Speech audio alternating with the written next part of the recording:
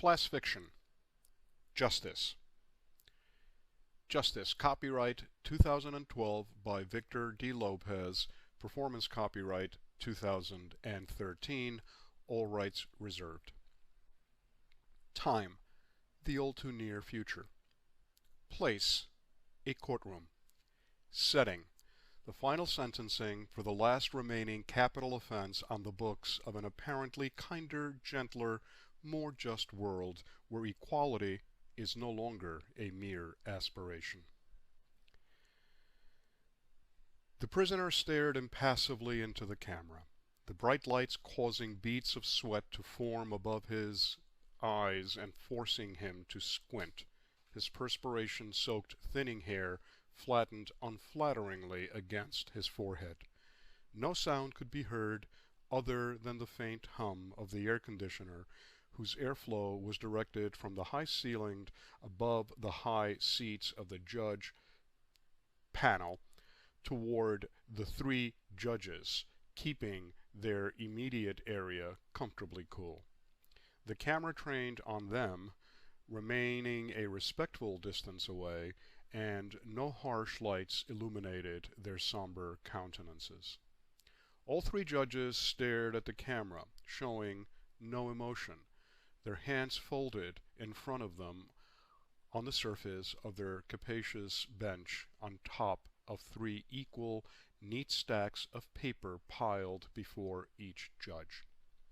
Everywhere on earth citizens watched the unfolding drama, over the neural net that provided a fully immersive experience indistinguishable from reality, effectively placing every citizen of Earth in the courtroom as the chief judge began to speak in a deep, resonant, clear voice.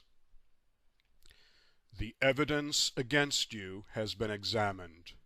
This tribunal finds you guilty of the charges against you by unanimous vote. Have you anything you would like to add before we pass sentence?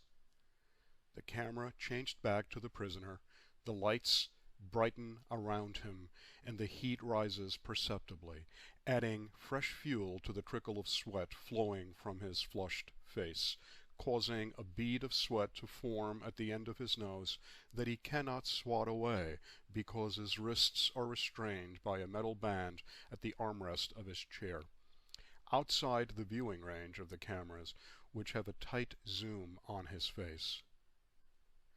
I am guilty of no crime, the prisoner spoke in a low voice full of palpable weariness and resignation. You are guilty of the most heinous of crimes, the chief judge contradicted. That is not open to debate. This is your final chance to make what amends you may to those whom you have harmed through your selfish, deviant act. It will have no effect on the sentence of this court. But I have done nothing wrong, the man emphatically repeated, the perspiration rolling down his neck, deepening the growing ring of sweat absorbed by his bright orange jumper, straining a dark collar of moisture around his neck. Silence! The chief judge hissed. The record will show that the prisoner is unrepentant. This court finds that the prisoner willfully, maliciously, and without justification removed his neural connector with the purpose and effect of disconnecting himself from the net. We further find that the motivating factor for this egregious, willful, and repugnant crime was the attempt to abandon the common consciousness and establish his individuality separate and apart from the communal mind. We further find that the subject is in full possession of his legal faculties and capable of understanding the criminal nature of his acts, and perhaps most tragically, that he fails to see the enormity of his crime. The Chief Justice faltered slightly, delivering the final words of the court sentence with a slight tremor in his voice. After stopping a moment to compose himself, as his learned colleagues looked on impassively, he continued, It is, therefore, the judgment of this court that you will forever remain disconnected from the nets from this day forward." Upon hearing the judge's words, the prisoner's eyes opened wider, attempting to digest their import. Could it be? Could he finally be allowed the freedom to regain his humanity? The unalienable right to be an individual for the first time in his life. The opportunity to live in a world in which he could have original thoughts, genuine emotions, and the opportunity to be different from everyone else.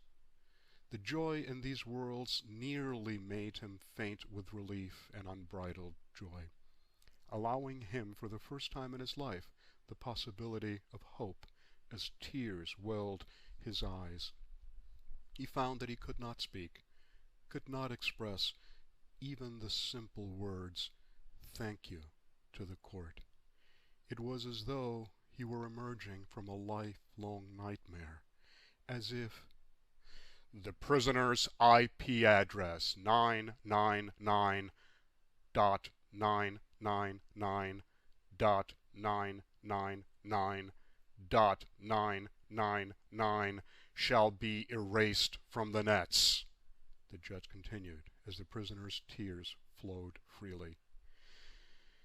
"His existence shall be forever stricken from the collective consciousness, lest it germinate there and once again grow sedition in our midst." The prisoner wept openly now, while smiling broadly.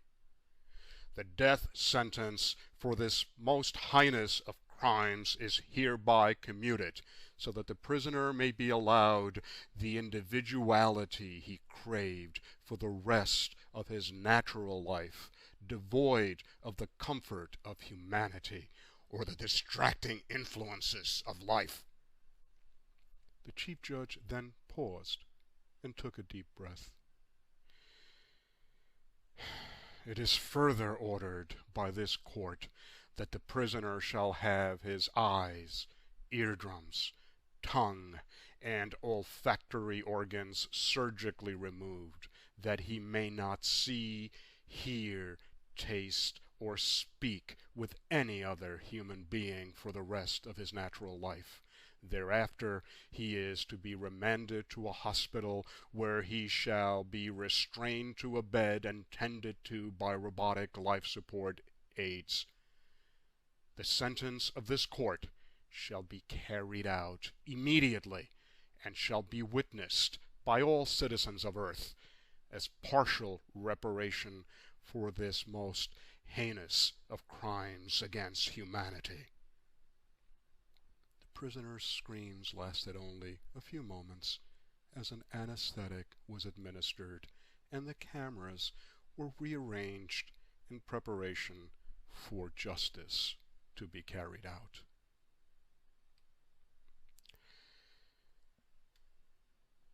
This is the shortest short story that appears in my Book of Dreams, 2nd edition, science fiction and speculative fiction short stories. Hope you enjoyed it. Thank you for listening.